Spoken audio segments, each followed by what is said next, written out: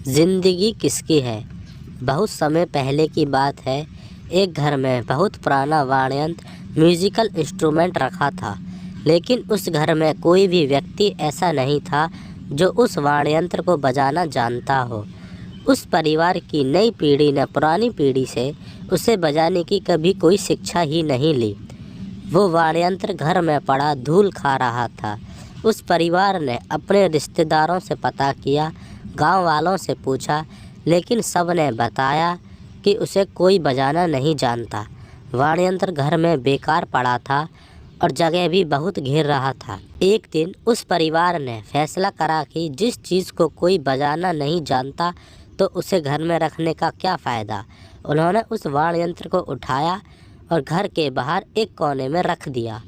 कुछ महीनों के बाद एक कबाड़ का व्यापारी उस गांव से गुजर रहा था और उसकी नज़र उस वाद्ययंत्र पर पड़ी। वो चुपके से गया और उसे बजाने लगा। उस वाद्ययंत्र से सुरों की बरसात सी होने लगी। उसका मधुर संगीत लोगों के कानों में पड़ने लगा तो देखते देखते वहाँ भीड़ जमा हो गई। हर कोई उसे सुनने के लिए अपने अपने घरों से निकलने लगे।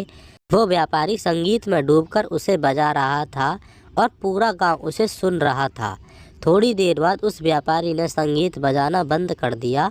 उसने उस परिवार को बताया कि वो कबाड़ का व्यापारी है और वो उसे खरीदना चाहता है। उस परिवार का मुखिया बोला कि ये उसके पुरखों की निशानी है। उसके दादा परदादा उस वाद्ययंत्र म्यूजिकल इंस्ट्रूमेंट को बजाया करते थे, वो उसे नहीं बेच सकते। व्यापारी बोला, अगर ये आपको इतना ही प्यारा है तो फिर आपने इसे बाहर क्यों फेंका हुआ है? क्या आप लोगों में से कोई इसे बजाना जानता भी है? व्यापारी की बात सुनकर कोई कुछ नहीं बोला, क्योंकि आज से पहले हर किसी के लिए वो वाद्ययंत्र बेकार ही था। व्यापारी ने उस परिवार को समझाया कि संगीत बजाने का कोई भी यंत्र उसी व्यक्ति का होता है जो उसे बजाना जानता है। जिसे संगीत बजाना ही नहीं आता वो उसका मालिक हो ही नहीं सकता। अगर आज मैं यहाँ नहीं होता तो कई वर्षों से पड़ा ये यंत्र आने वाले कई सालों तक यूं ही पड़ा रहता। आप में से कोई भी इसके योग्य नहीं है और ना ही इस यंत्र के महत्व को समझता है।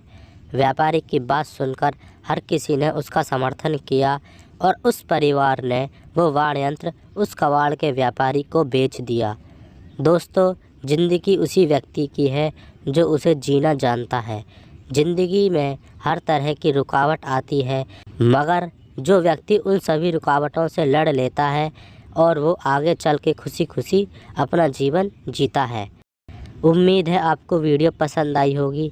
अगर वीडियो पसंद आई हो तो वीडियो को लाइक करें और चैनल को सब्सक्राइब करें।